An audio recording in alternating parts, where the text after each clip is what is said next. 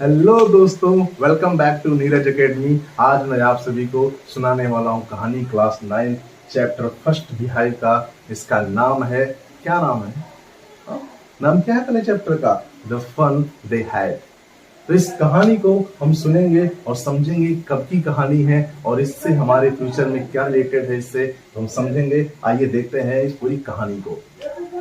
आज हम लोग पढ़ेंगे बिहाइव का चैप्टर 1 और चैप्टर का नाम है द फन दे हैड, जिसका राइटर है आइजैक अज़िमोव। तो चल भाई चैप्टर शुरू करते हैं, लेकिन उससे पहले ना तू मेरे चैनल को सब्सक्राइब कर ले। अबे चल बड़ा है चैनल सब्सक्राइब कराने वाला, चल पड़ा। तो भाई तू मुझे ये बता कि क्या तूने कभी भी मोबाइल या लैपटॉप पे जो ई बुक होता है वो पढ़ा है? अगर पढ़ा है ना तो नीचे कमेंट कर कि तुझे कौन सा बुक अच्छा लगता है, ई बुक या फिर अपना वो पेपर प्रिंटेड सड़ा सा बुक। मुझे ये नीचे कमेंट में बताना। तो भाई ये कहानी है फ्यूचर की, और फ्यूचर में ये स्टार्ट होता है 17 मई 2157 में। और कहानी में होती है एक 11 साल की लड़की जिसका नाम होता है मार्गी। और मार्गी अपने डायरी में लिखती है उस रात कि आज टॉमी ने एक रियल बुक पाया। अरे हाँ भाई, वही अपना पेपर प्रिंटेड सड़ा सा बुक, क्योंकि फ्यूचर में ना अपना ये पेपर प्रिंटेड सड़ा सा बुक नहीं चलता, वहाँ चलता है ई बुक। और ई बुक जो होते हैं ना वो फ़ोन में होता है, और बच्चे बुक की जगह फ़ोन लेके जाते हैं। अरे भाई तब तो अच्छा है, हम भी जाके वहाँ पे पबजी खेलेंगे स्कूल में बैठ के। अरे भाई थम जा, कितनी पबजी खेलेगा? गलती से किसी दिन जिंदगी ने तेरे साथ पबजी खेल लिया ना तो बेटा कोई रिवाइव भी नहीं देगा। खैर चलो आगे बढ़ते हैं। तो जिस वक्त मार्गी अपने डायरी में लिख रही होती है तभी उसे याद आता है कि उसके दादाजी कहा करते थे कि जब वो छोटे थे तब उन्होंने रियल बुक से पढ़ाई की है, और वो बुक को छू भी सकते थे और पन्नों को पलट भी सकते थे।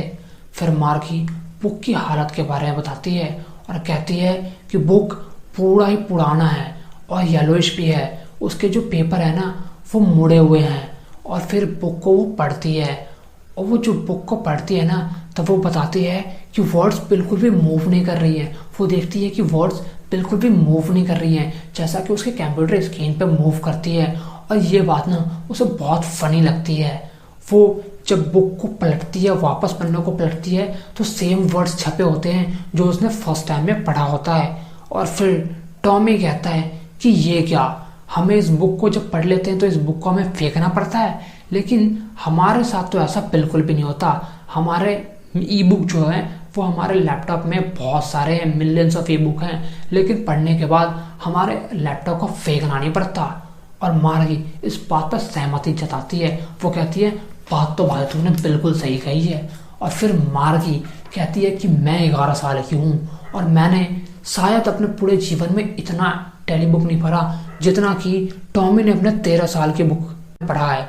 और फिर मार्गी जो है वो टॉमी से पूछती है कि टॉमी मुझे ये बताओ कि जो बुक है ना ये किसके बारे में लिखा है? टॉमी कहता है स्कूल के बारे में। और भाई फिर जो मार्गी की हालत होती है ना पूछो ही मत। वो तो मन ही मन कहती है नहीं भाई मारो मुझे, मारो मुझे, मारो। बताओ मुझे कि स्कूल के बारे में कौन लिखता है? भाई देख, मार्गी को स्कूल ना बिल्कुल भी पसंद नहीं था, जैसा कि तुझे पसंद नहीं है। और ये बात तुझे पता है कि मार्गी को स्कूल क्यों नहीं पसंद थे? क्योंकि जो उसका ज्योग्राफी का टीचर है ना वो उसे टेस्ट पे टेस्ट दिए जा रहा था, और मार्गी टेस्ट दे दे के थक चुकी थी, और उसके मार्क्स तो ऐसे गिर रहे थे जैसे कि इंडिया की इकोनॉमी गिर रही है अभी। और इसी सब चीज़ को देख के मार्गी की जो मॉम है वो इंस्पेक्टर को बुलाते हैं। इंस्पेक्टर मतलब कि टेक्नीशियन, जो मैकेनिक होता है। इंस्पेक्टर का मतलब पुलिस मत समझ लेना। फिर जो टेक्नीशियन है वो आता है, वो छोटा सा गोल मटोल होता है, और वो सारे टूल्स अपने लेके आता है, जिसमें डायल्स और वायर्स को भी वो लेके आता है। और फिर मार्गी दुआ करती है कि हे भगवान ऐसा हो ना कि इस टेक्नीशियन को पता ही ना हो कि मैकेनिकल टीचर जो है, जो उसका रोबोटिक टीचर है, वो कैसे ठीक होता है। शायद ऐसा ही हो, लेकिन ऐसा कुछ नहीं होता। वो जो टेक्नीशियन होता है वो मैकेनिकल टीचर को बना देता है, और मैकेनिकल टीचर जो है ना वो फिर से एक बड़े स्क्रीन पे आता है और क्वेश्चन पूछना शुरू करता है। फिर मार्गी बताती है कि जब वो 6 साल की थी ना तब उसने पेपर इंसर्ट करना और होमवर्क इंसर्ट करना सीखा था। और फिर वो बताती है कि जो उसका मैकेनिकल टीचर है वो मिनटों में रिजल्ट्स को कैलकुलेट करके उसे दे देता है, और ये बात उसे बिल्कुल भी अच्छी नहीं लगती। और फिर कुछ ही देर बाद जो इंस्पेक्टर होता है वो अपना काम पूरा कर लेता है और मार्गे की मॉम यानी कि मिसेस जॉन से कहता है कि मैंने इसे ठीक कर दिया है, इसमें इस छोटी बच्ची का कोई कसूर नहीं है। ये जो ज्योग्राफी का सेक्टर है ना, ये थोड़ा सा हाई लेवल का हो गया था, इसीलिए मैंने इसे फिर से एवरेज 10 ईयर पे कर दिया है। अब चिंता करने की कोई बात नहीं है, ऐसी छोटी मोटी तो दिक्कतें आती ही रहती हैं। और मार्गी इस बात से पूरा डिसअपॉइंट हो जाती है। वो तो आशा कर रही होती है कि जो उसका मैकेनिकल टीचर है उसे वो कुछ दिनों के लिए लेके जाएंगे और फिर कुछ महीनों के बाद बना के लेके आएंगे, जैसा कि एक बार टॉमी के मैकेनिकल टीचर के साथ हुआ था, जब उसका हिस्ट्री का सेक्टर पूरा ब्लैंक हो गया था। जो उसका टेक्नीशियन है वो मैकेनिकल टीचर यानी कि रोबोटिक टीचर वो कुछ महीनों के लिए ले गया था और टॉमी को पढ़ना नहीं पड़ा था। तो शायद वो सोच रही थी कि मेरे साथ भी कुछ ऐसा ही होगा, लेकिन ऐसा कुछ नहीं होता। उसको फिर से पढ़ने के लिए छोड़ दिया जाता है। फिर टॉमी कहता है कि अरे मैं अपने स्कूल की बात नहीं कर रहा हूँ, मैं बात कर रहा हूँ मिलियंस ऑफ एगो पहले की, जहाँ पे आदमी होता था टीचर जो वर्ड्स को सही ढंग से प्रोनाउंशिएट करता था और बच्चों से क्वेश्चन भी पूछता था। अच्छा, तो फिर मार्गी कहती है कोई इंसान इतना इंटेलिजेंट कैसे हो सकता है कि वो हमें पढ़ा सकता है। तो टॉमी कहता है कि देख, ऐसा हो सकता है, मेरे पापा भी जो है ना वो मेरे रोबोटिक टीचर से बहुत ज़्यादा इंटेलिजेंट है, बहुत ज़्यादा स्मार्ट है, उन्हें बहुत नॉलेज है, मैं इस पर तुझसे शर्त भी लगा सकता हूँ। फिर मार्गी कहती है कि मैं तो किसी भी अनजान इंसान को अपने घर में घुसने तक नहीं दूँ, पढ़ाने की तो दूर की बात है। फिर टॉमी कहता है कि अरे पागल, ऐसा कुछ नहीं होता है। पहले के ज़माने में एक स्पेशल बिल्डिंग हुआ करता था जिसमें टीचर आते थे, स्टूडेंट भी आते थे और बहुत सारे जितने भी आसपास के स्टूडेंट हैं वो सभी के सभी आते थे और एक साथ पढ़ते थे। तो फिर जो मार्गी है वो कहती थी एक साथ पढ़ते थे, लेकिन मेरी माँ तो कहती है कि हर स्टूडेंट के अकॉर्डिंग मैकेनिकल टीचर यानी कि हमारे टीचर को एडजस्ट करना पड़ता है। तो फिर टॉमी गुस्सा हो जाता है और फिर टॉमी कहता है कि देख, तुझे पढ़ना है ना तो पर वरना चली जा। फिर मार्गी कहती है अरे नहीं भाई, मुझे तो पढ़ना है। और फिर वो पढ़ने लगते हैं।